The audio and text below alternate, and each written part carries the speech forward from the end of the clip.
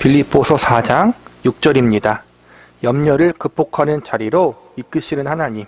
현대를 살아가는 우리들은 기술의 발달로 인해서 참으로 편리한 삶을 살아가고 있습니다. 손가락만 잘 움직이고 사용하면 과거에는 상상도 하지 못했던 수많은 일들을 집안에 앉아서 해결할 수 있습니다.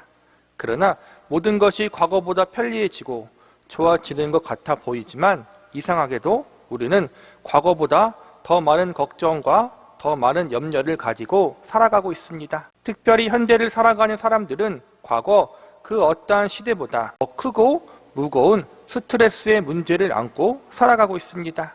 그래서 참으로 많은 사람들이 정신적 질병과 우울증에 시달리며 삶을 무기력하게 살아가고 있습니다.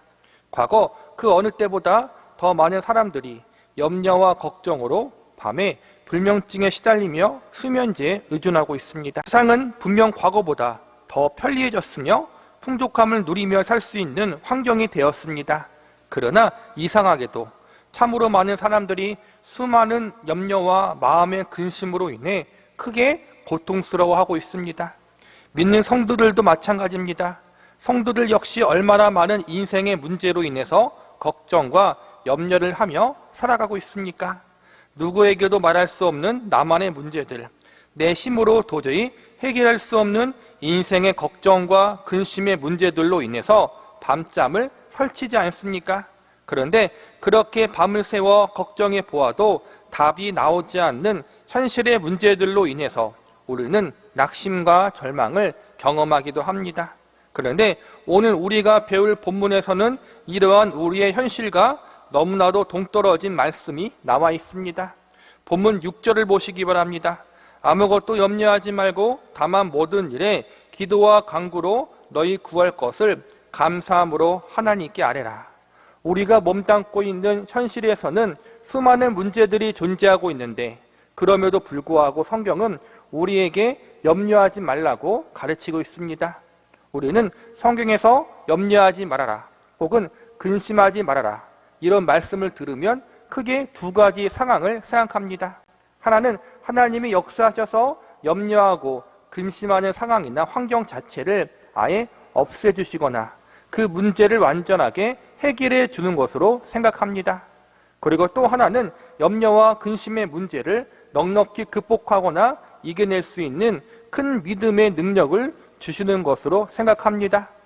오늘 본문에서 말하고자 하는 부분은 이러한 것들과는 조금 다른 부분이라고 할 수 있습니다. 극복하고 이겨내는 것은 맞지만 우리가 능력을 받아서 극복하고 이겨내는 것이 아니라 나의 연약성과 한계성을 배우고 하나님의 도우심을 의지함으로 이겨내는 자리, 극복하는 자리로 하나님이 인도하여 주신다는 의미로 받아들일 수 있습니다. 사도 바울은 오늘 본문의 말씀을 통해서 하나님이 성도들이 염려를 극복하고 이겨낼 수 있도록 하나님이 도우시고 역사하는 은혜의 방편을 소개해 주고 있습니다. 그 은혜의 방편은 기도와 간구입니다. 우리는 오늘 본문의 말씀을 통해서 하나님이 이 은혜의 방편들인 기도와 간구를 통해서 어떻게 성도들이 가지고 있는 염려의 문제들을 극복해 하시고 이기도록 역사하시는지에 대해서 알아보는 시간을 가져보도록 하겠습니다. 첫 번째로 하나님은 기도를 통해서 성도의 염려와 근심을 극복하는 자리로 인도하십니다. 본문 6절을 다시 보시기 바랍니다. 아무것도 염려하지 말고 다만 모든 일에 기도와 간구로 너희 구할 것을 감사함으로 하나님께 아뢰라. 오늘 이 말씀을 기록한 당사자는 사도 바울입니다. 사도 바울이 지금 어떠한 상황 가운데 있습니까? 복음을 전하다가 로마 감옥에 갇혀있는 상황이었습니다. 아직도 감당해야 할 하나님의 일이 많이 남아있는데 아직도 주를 위해 해야 할 일이 많이 있는데 바울은 로마의 감옥에 갇혀서 아무것도 할 수가 없었습니다. 더욱이 바울이 감옥에 갇혀있다는 소식이 퍼지자 그 당시 많은 교회들이 크게 낙심하고 있었고 이를 틈타 이단 세력들이 더욱 강하게 교회를 위협하고 성도들을 미혹하는 일이 벌어졌습니다. 또한 같은 믿음에 있는 형제들이 사도 바울을 비난하고 정죄하는 일까지도 벌어졌습니다. 이렇게 교회와 성도들이 많은 어려움과 고통을 경험하고 있는데 바울은 자유를 속박당한 채 로마의 감옥 속에 갇혀 있었습니다. 이러한 상황 속에서 제일 답답하고 심이 드는 사람은 아마 사도 바울 자신일 것입니다. 감옥에 갇혀 있는 것도 심이 들고 교회와 성도들이 외적으로 내적으로 많은 어려움과 시험에 빠지고 있는 이 시점에서 아무것도 할 수 없는 사도 바울 자신이 그 누구보다도 가장 염려와 근심이 많았을 것입니다. 그런데 지금 사도 바울은 오히려 염려하지 말라고 말하며 다른 이들을 위로하고 격려하고 있는 모습을 보여주고 있습니다. 사도 바울이 염려하지 말라고 위로와 격려의 말을 한 것은 성도들의 삶 가운데 염려의 문제, 근심의 문제가 당연히 있다는 사실을 인정하고 있는 것입니다. 하나님을 믿는다고 해서 염려의 문제, 근심의 문제가 완전히 사라지거나 해결되는 것은 아닙니다. 오히려 하나님을 믿는 신앙을 가지고 있기 때문에 세상 사람들보다 더 많은 일들을 걱정하고 염려해야 하는 경우들이 있습니다. 세상 사람들은 세상 일만 걱정하면 되지만 믿는 사람들은 세상 일도 걱정하고 신앙에 대한 일도 걱정해야 합니다. 이 세상 살면서 먹고 사는 문제만 걱정해도 힘이 드는데 믿는 자들은 신앙의 문제까지도 걱정하며 살아야 합니다. 그래서 믿는 사람들이 믿지 않은 사람들보다 더 많이 염려하고 근심할 수밖에 없습니다. 그런데 이러한 성도의 문제 앞에 사도 바울은 다만 모든 일에 대해서 하나님을 향해 기도하라고 권면하고 있습니다. 기도란 나는 할 수 없으니 하나님께서 하시옵소서라고 도움을 구하는 행위입니다.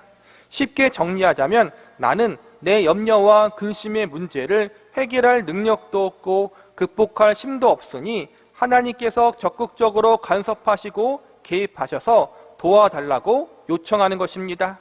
우리가 염려하다 보면 염려하는 대상을 바라볼 수밖에 없습니다. 염려하고 있는 그 문제에 몰두하여 거기에 모든 시선과 정신을 고정시키게 됩니다. 우리가 힘이 들고 고통스러운 이유가 여기에 있습니다. 염려하는 문제에 모든 시선과 정신이 고정되다 보면 이 염려의 문제가 너무나도 크게 보이고 너무나도 우리의 마음을 무겁게 짓누르는 경험을 하기 때문에 힘이 들고 고통스러운 것입니다.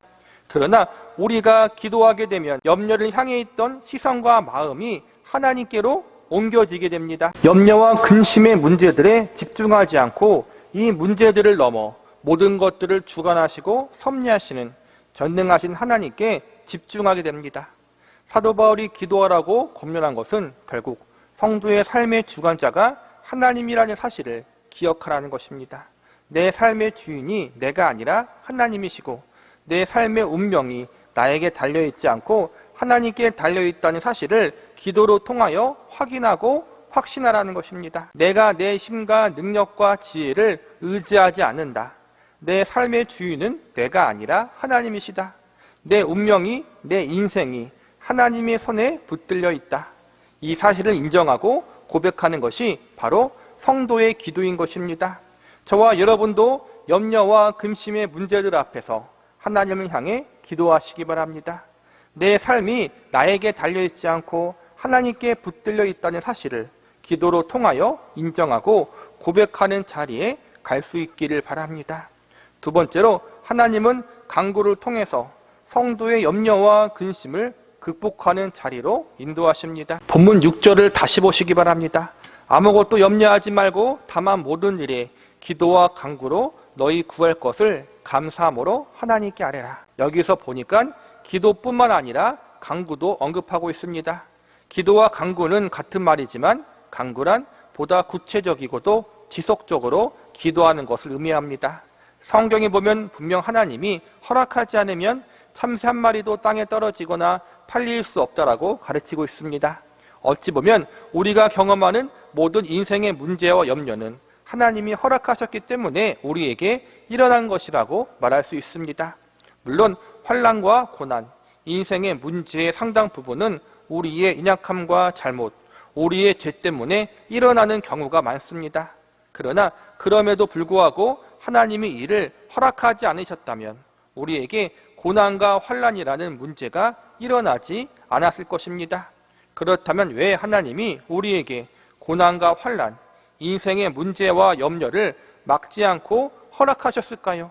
그것은 바로 우리로 하여금 하나님 앞에 겸손하게 만들고 인격적으로 신앙적으로 성숙하게 만들기 위해서입니다. 하나님이 우리에게 지속적이고도 간절하게 간구하는 자리로 인도하시는 것은 우리가 간구하는 기도 제목에 대한 응답만을 주시기 위해서가 아닙니다.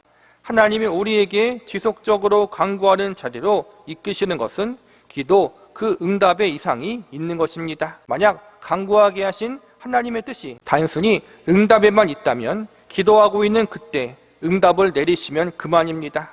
그런데 왜 즉각적으로 응답이 안 되고 계속 기도하고 지속적으로 간구하게 하십니까? 거기에는 기도 응답 이상의 중요한 목적, 바로 우리가 하나님 보시기에 합당한 사람이 되고 또한 하나님과 인격적인 관계를 맺을 수 있는 사람이 되게 하시기 위해서입니다. 만약 단 한 번의 모든 기도가 응답되어지면 대부분의 사람은 무척 교만해질 것입니다. 아마 하나님을 어떤 문제나 해결해 주는 만능 해결사로만 인식할지도 모릅니다. 하나님은 그러기를 원치 않으십니다. 여러 가지 염려와 근심의 문제를 통해서 지속적으로 하나님 앞에 나와 기도하고 간구하게 되므로 나도 모르는 사이에 하나님을 찾고 하나님 앞에 대화를 시작하는 자리로 나아가게 됩니다. 전능하신 하나님께서는 단번에 응답해 주실 수 있지만 그것보다는 지속적으로 우리가 기도와 간구하게 하심으로 내가 계속 하나님 앞에 엎드리게 하고 그러므로 내가 하나님 보시기에 합당한 사람으로 변화되기를 원하시는 것입니다. 형식적인 성도와 참된 성도의 차이가 여기에 있습니다. 형식적인 성도 역시 하나님 앞에 기도의 제목을 가지고 나옵니다. 그러나 그들은 자신들의 기도에 응답이 오지 않으면 금방 실망하고 하나님을 원망합니다. 심지어 교회를 비방하고 떠나버립니다.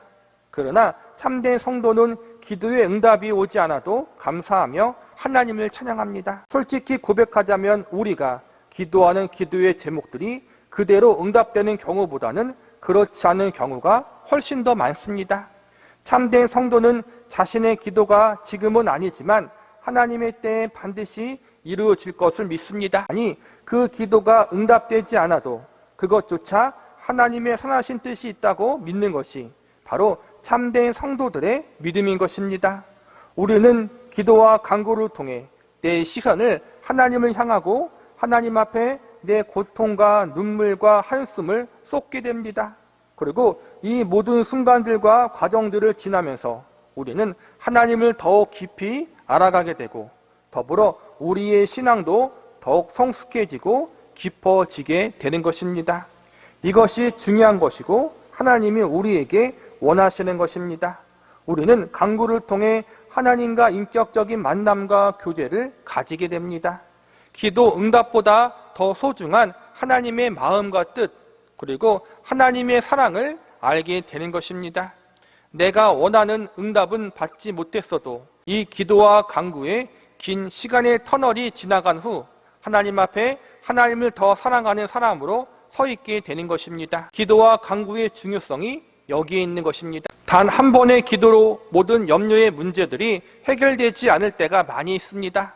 때론 오랜 시간 간구했지만 우리의 근심의 문제가 여전히 남아 있을 수 있습니다. 그러나 오랜 시간 지속적으로 하나님을 향해 드리는 기도와 간구를 통해 나는 하나님과 더욱 긴밀해지고 그분을 더욱 인격적으로 알아가는 자리에 이르게 됩니다. 염려와 근심의 문제 넘어 모든 것을 주장하시고 섭리하시는 그 하나님이 나의 하나님이요 내 아버지라는 사실을 아주 절실히 깨닫고 배우게 됩니다. 기도와 간구를 통해서 내가 믿고 섬기는 하나님, 내가 아버지라고 부르는 그 하나님이 어떠한 분이신지 그분의 마음과 그분의 뜻을 알아가기를 바랍니다. 그리고 저와 여러분을 향한 하나님의 선한 계획과 마음을 더욱 깊이 배워나가는 은혜가 있기를 바랍니다. 말씀을 마무리하겠습니다. 기도와 간구는 결국 하나님만이 우리 인생의 주인이시오 나의 모든 것을 주관하사 결국에는 선을 이루시는 가장 좋은 아버지라는 사실을 인정하고 고백하는 믿음의 행위입니다. 본문 6절을 다시 보시기 바랍니다. 아무것도 염려하지 말고 다만 모든 일에 기도와 간구로 너희 구할 것을 감사함으로 하나님께 아뢰라. 기도와 간구 이후에 사도 바울은 감사함으로 하나님께 아뢰라고 권고하고 있습니다. 감사는 인격적인 덕목입니다. 기도와 간구가 단순히 상거래 관계라면 감사 같은 인격의 덕목이 필요하지 않을 것입니다. 그러나 기도와 간구는 상거래가 아닙니다. 기도와 간구는 인격적인 하나님과의 교제요 만남입니다. 기도와 간구는 나의 주인이시고 믿음의 대상 되시는 하나님을 기뻐하고 즐거워하는 것입니다. 세배할 때 용돈이나 선물을 주는 것은 다 이유가 있습니다. 단순히 무엇을 주기 위해서가 아니라 아이들에게 어른 공경의 마음과 태도를 가르치기 위해서 세배를 배우게 하는 것입니다. 처음 어렸을 때에는 세뱃돈 때문에 합니다. 세배를 함으로 얻게 되는 여러 가지 물질적인 보상과 유익 때문에 세배를 합니다. 그러나 나이가 들고 성장하면 이제는 세배 속에 담긴 의미를 알게 되고 이제는 돈이나 물질 때문에 하는 것이 아니라 부모님과 어른을 공경하는 마음으로 하게 됩니다. 하나님도 마찬가지입니다. 하나님도 나와 이러한 인격적인 측면과 교제를 열망하시고 기대하시고 계십니다. 이 사실을 아는 성도들은 기도와 간구의 태도가 달라질 수밖에 없습니다. 기도와 간구의 진정한 의미를 아는 사람들은 염려까지도 감사의 내용이 됩니다. 왜냐하면 만약 이 염려와 근심의 문제가 없었다면 하나님을 간절히 찾지 않았을 것이고 내 인생 내가 주인이 되어 마음대로 살았을 것임을 배우기 때문입니다. 그렇기 때문에 나의 염려와 근심의 문제는 우리를 더욱 겸손히 하나님만 바라보게 만드는 교육과 훈련의 장이 됩니다. 그래서 염려와 근심까지도 감사의 조건과 이유가 될 수 있는 것입니다. 하나님, 나에게 염려를 주어서 주를 바라보게 하심을 감사합니다.